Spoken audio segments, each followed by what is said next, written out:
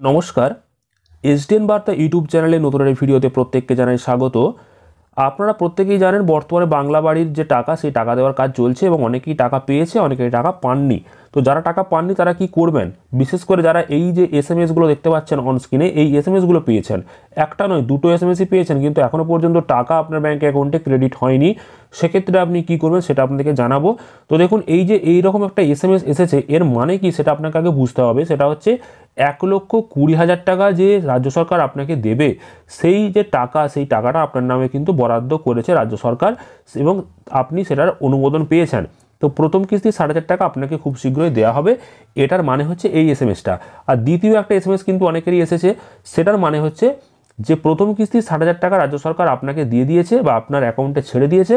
এবার এই যে টাকাটা আপনি পেলেন, সেই টাকাটা সদ্ব্যবহার করলে পরবর্তী কিস্তি অর্থাৎ আবারও যে 7,500 টাকা, সেই টাকাটা আপনি পাবেন। এবার সদ্ব্যবহার মানে কি? এই যে 7,500 টাকাটা আপনি পেয়েছেন, এই টাকাটা যদি আপনি ঠিকঠাক কাজে ব্যবহার করেন, অর্থাৎ বাড়ির কাজ শুরু করেন, তবেই কিন্তু আপনি আবারও 7,500 টাকা পাবেন। তবে বাড়ির কাজ শুরু করেছেন কিনা সেটা কী করে বোঝা যাবে?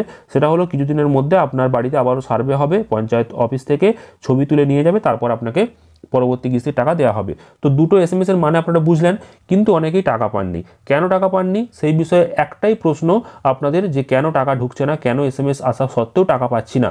সেক্ষেত্রে কোথাও যোগাযোগ করার কোনো দরকার নেই। পারলে আপনারা একবার বিডিও অফিসে গিয়ে যোগাযোগ করতে পারেন।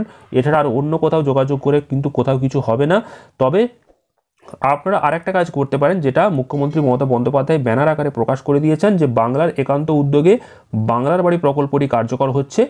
মাননীয় মুখ্যমন্ত্রী মমতা বন্দ্যোপাধ্যায়ের ঐকান্তিক প্রচেষ্টায় যে যারা অনুমোদন পেয়েছেন, ইতিমধ্যে এসএমএস পেয়েছেন, প্রথম কিস্তির টাকা পাচ্ছেন না, সেই নিয়ে সমস্যার মধ্যে রয়েছেন, বা যারা প্রথম কিস্তির টাকা পেয়ে দ্বিতীয় কিস্তির টাকা পেতে সমস্যার মধ্যে রয়েছেন, যেমন অনেক জায়গাতেই কাটমানি জাতীয় এই সমস্ত বিষয় তো থাকবেই, কারণ প্রথম কিস্তির টাকা পাওয়ার পরেই কিন্তু অনেক নেতামন্ত্রী পৌঁছে যাবে বাড়িতে বাড়িতে এবং কাটমানি নেওয়ার জন্য একটা ওঁত পেতে বসবে।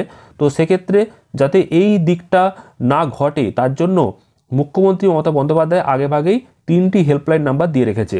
সরাসরি মুখ্যমন্ত্রী, পঞ্চায়েত হেল্পলাইন, এমার্জেন্সি হেল্পলাইন, যে কোনো একটা নাম্বারে যোগাযোগ করে অভিযোগ জানাতে পারবেন। এক্ষেত্রে কাটমানির অভিযোগ হলেও জানাতে পারবেন, টাকা যদি আপনার ব্যাংকে করে না আসে, কেন আসছে না সেই অভিযোগ জানাতে পারবেন, বা আপনি কবে টাকা পাবেন, যাবতীয় প্রশ্ন, যাবতীয় অভিযোগ আপনারা এই 3টে নাম্বারের মধ্যে যে কোনো একটা নাম্বারে কল করে জানতে পারবেন।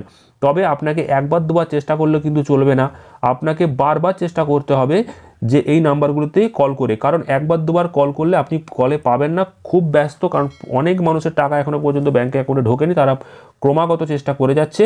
আর কল করার সময় অবশ্যই হাতের কাছে রাখবেন ব্যাংক অ্যাকাউন্টের পাসবই, আধার কার্ড এবং ভোটার কার্ড, কারণ সরকারি অফিসার যখন এই কলটা ধরবে তখন আপনার পরিচয়পত্র জানতে চাইবে, সাথে সাথে আপনার ব্যাংক অ্যাকাউন্টের ডিটেলস বা আপনার ভোটার কার্ড, আধার কার্ডের যে নাম্বার সেগুলো জানতে চাইবে, কারণ আপনার নামটা আদৌ যোগ্য লিস্টে রয়েছে কি না, বা আপনি কেন টাকা পাচ্ছেন না, সমস্ত কিছু বিষয় জানতে গেলে আপনার যে তথ্য সেগুলো কিন্তু দেওয়া লাগবে।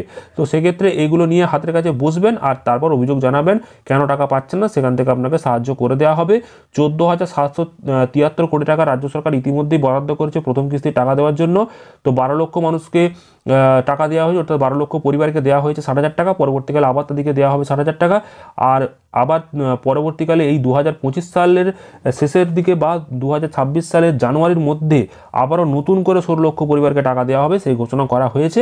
তো যাদের নাম রয়েছে লিস্টে তারা কিন্তু আগামী 1 বছরের মধ্যে টাকা অবশ্যই পাবেন। তবে এখন কেন পাচ্ছেন না সেটা জানতে হলে এই 3টে নাম্বারের মধ্যে যে কোনো একটা নাম্বারে আপনারা যোগাযোগ করবেন এবং সেখানে আপনারা অভিযোগ জানাবেন। কিছুক্ষণ আগে এটা প্রকাশিত হয়েছে।